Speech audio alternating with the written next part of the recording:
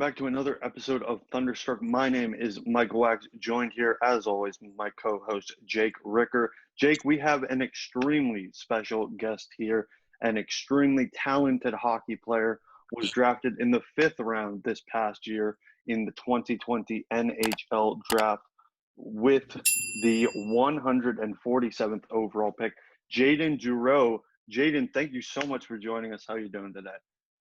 Yeah, thanks for having me on. I really appreciate it.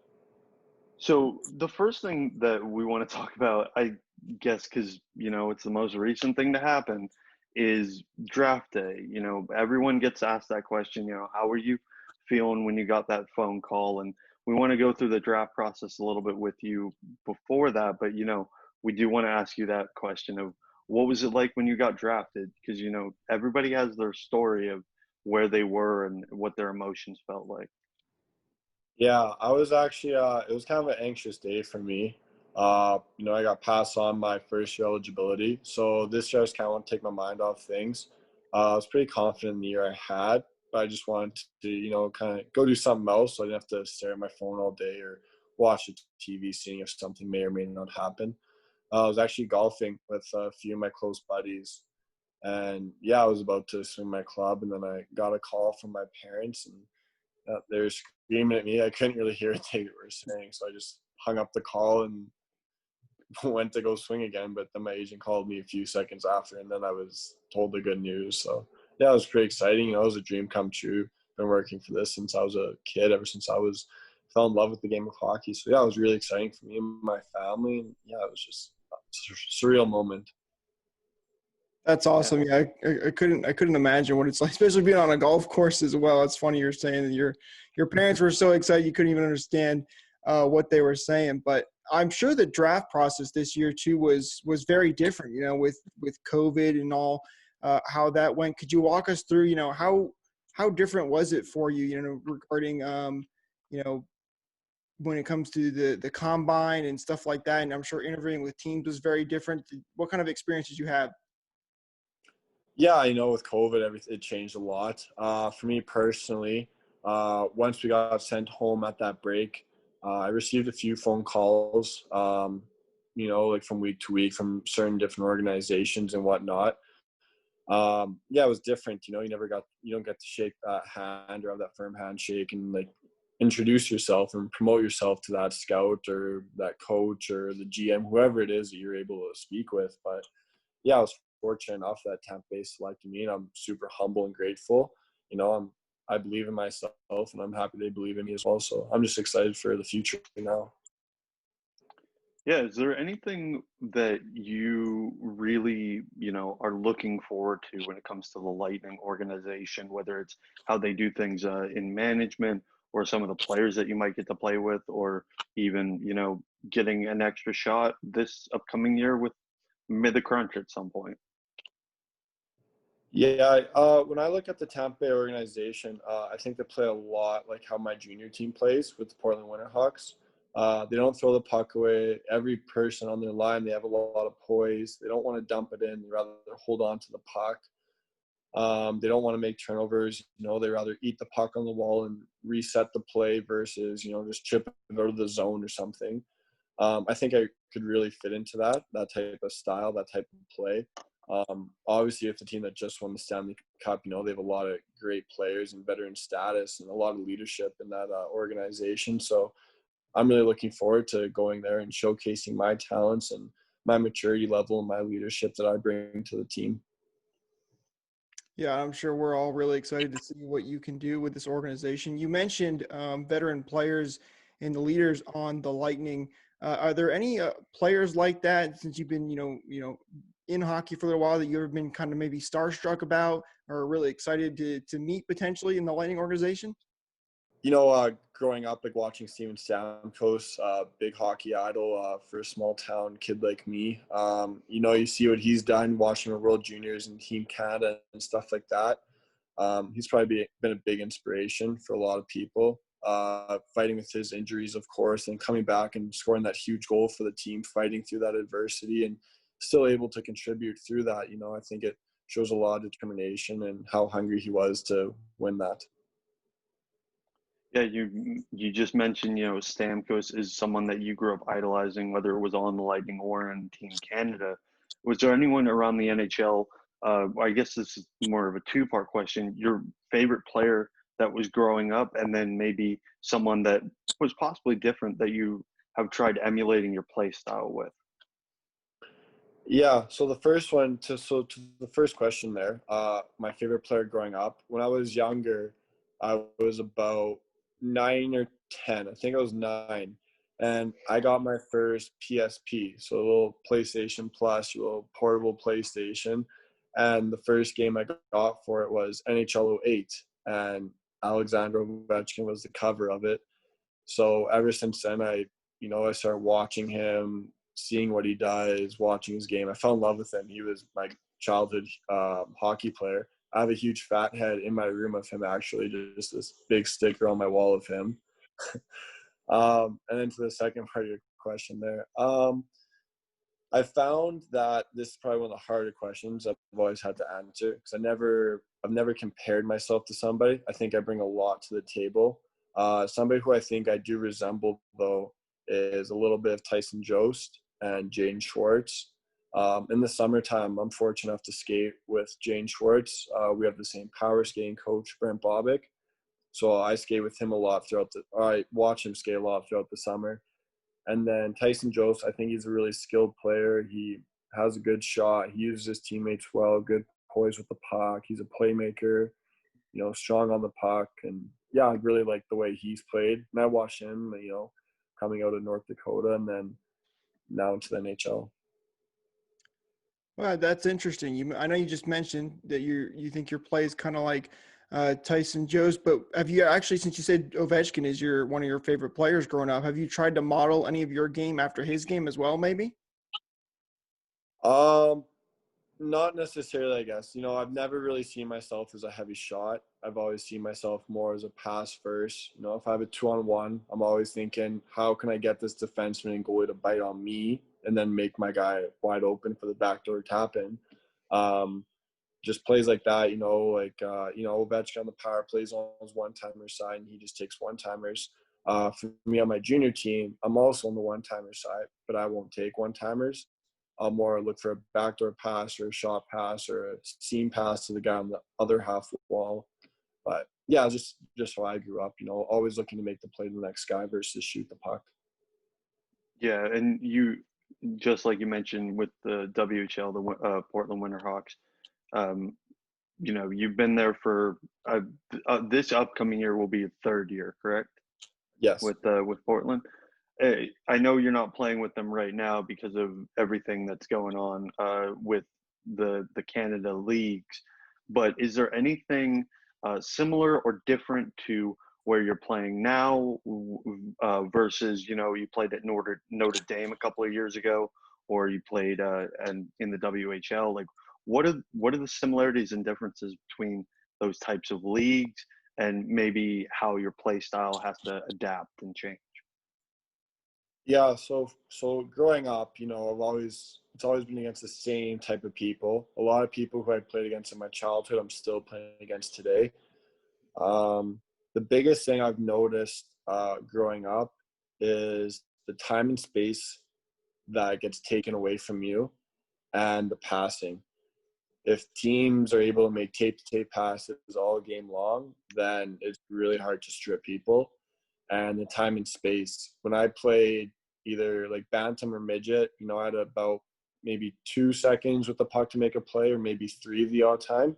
Now in the WHL, it's that half second or 1 if you're lucky to get your head up and know that's where you have that playmaking ability or that vision on the ice to know where your teammates are or where they're going to go to get that puck so you can find them open.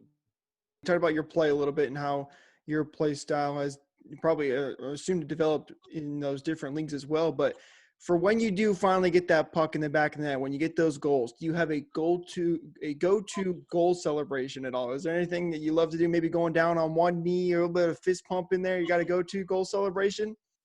It depends. If I got a pass from somebody and if it's like a one-timer or if I got sent on a breakaway or 2-on-1, I'm pointing to that guy who made that play. because without that guy making that pass, I'm not getting that goal. So I always contribute that to whoever made that first play. If it was a little bit more individual, which typically doesn't really happen, but if it does, and it's kind of the heat of the moment, maybe I'm throwing the hands up to the fans or looking into the glass or looking at my teammates. Well, you mentioned right there that you don't have, at least in your opinion, a lot of solo plays that you really enjoy. But do you have a particular play over the last couple of years, or maybe a set of plays that either you've made an incredible pass or you've scored a goal and you've kind of like been on the bench and you've been like, I can't believe I just did that. Like, that was pretty cool. Let's see if we can keep that going. Yeah, I mean, there's so many critical times in the game where even if it's not a goal or it's that last minute in the third and coach decides to push you out and you're able to get that puck out of the zone, that you're just relieved to, like make sure that they're not scoring. Goals are exciting. Don't get me wrong. I've always found that winning is always more exciting than getting the goal. That's very true. I'm sure every player loves, at the end of the day to make sure they're winning those games. Really don't care even if you get that fancy goal. If you're down 6-0, it's still probably, not the most exciting thing in the world. But Yeah. Something in sports, people talk about all the time how sometimes it can be really hard to play in, different stadiums, especially, not your home ice. So I wanted to ask you, is there a specific stadium or specific crowd maybe that has been noticeably more difficult? Like, for example, in football, a lot of people know the Seattle Seahawks. They're one of the toughest plays to play there because the crowd is just so loud. Have you ever had a experience like that before? It's funny you say that. Our biggest rival is the Seattle Thunderbirds, and every game they're sold out barn and they're screaming at us. It's awesome. It's loud. It's intense. It's fun. In between periods or whenever they score, they all do a chant where they say Portland sucks, and it goes along with their little song that they have. So yeah, it's pretty exciting to play in those games and be a part of those. Yeah, and Seattle's getting their own expansion team in about a year, and I'm wondering, like, I assume that would be more of a familiarity for you guys, because if you when you do make the NHL, like if you go play Seattle, you'll be like, I've been in this atmosphere before. I kind of understand what's about to happen. So Yeah. it's definitely easy to get it now at the junior level. And I when we were doing our research on you, we saw that you went to Notre Dame in Wilcox, which is the same place that John Cooper went, the same place that Brayden Coburn went. Have you had discussions with either one of them about hey, we have this connection. Let's see if we can think of anything else that we might be able to talk about. Are you discussing just between Notre Dame? Yeah, like, have you guys had any conversations of like, hey, I had this tradition that we did at Notre Dame, and maybe Okay. Cooper or Coburn agreed with you or said it was different? Yeah. No, I actually haven't spoken with either of them. A lot of my conversations have been more with the player development or assistant GM Stacey Roast, the odd one with Al Murray because he's a local guy in Regina there. I've spoken to a few people. No one off the team. I haven't spoken with Mr. Cooper either yet. But yeah, that all comes in time, and I'm able to go to camp whenever COVID decides to let us go back to what it was, I guess. Well, speaking of COVID, obviously we're still waiting on word for the NHL when they're going to go get things started back up. I know the latest we've heard is they're still shooting for January, but correct me if I'm wrong. I still believe you are currently playing games right now, correct? Our season actually just got canceled this past weekend. Oh, Yeah, wow. we got told on, I believe it was Tuesday or maybe Wednesday that the SJHL is going to close and we're not playing games until the 17th. They might consider reopening it if cases aren't going through the roof again. So then what do you do as a player who just got drafted, getting ready to move up potentially into the AHL, NHL in the coming years? What's your plan to make sure you're still I guess game ready is the right word? Like, do you have a workout routine that you go to then, or do you just head to the local rink and practice? Yeah, our facilities are closed right now for skating. I'm fortunate enough that we have a pond in my backyard. There is another option where I could have 7 other buddies and we could go rent out the ice, and then there's only 8 of us, and that is supposed to be okay. Besides that option, yeah, I'm still training hard. I still want to get bigger and stronger, because that's I want to make that leap as fast as I can. I don't want to waste any time. Besides that, yeah, just skating, training, and then getting ready for whenever that day comes where I'm able to get that call and move up. Having a pond in your own backyard is really beneficial, especially now when it gets cold outside. I recently moved from up north to down south again, and it's definitely much different down here than it was up north. So, if there's one thing that you are looking, I guess, forward to this year specifically, I hear that Sidney Crosby every year, he focuses on one particular task that he wants to master. Is there any one thing that you either feel like you need to get better at, or one thing that you want to strengthen even more for this upcoming season? Yeah, there's a few things in my game that I would like to improve. The first one is my puck protection. I really want to focus on not turning over the puck, like really holding on to it, making better plays. The second one is getting better at screens and getting in front of the net. My coach has talked to me a bit about it. He thinks I should be more aggressive in front, not get pushed to the side or wave my stick like you used to when you're younger, which I totally agree with him. It's totally correct. So I need to change that in my game and get that better this off season, whether it's tipping pucks or letting them hit me, bounce, then whack them into the net or whatever. But those would be the biggest 2 things right now, is my puck protection and getting in front of the goalie's eyes.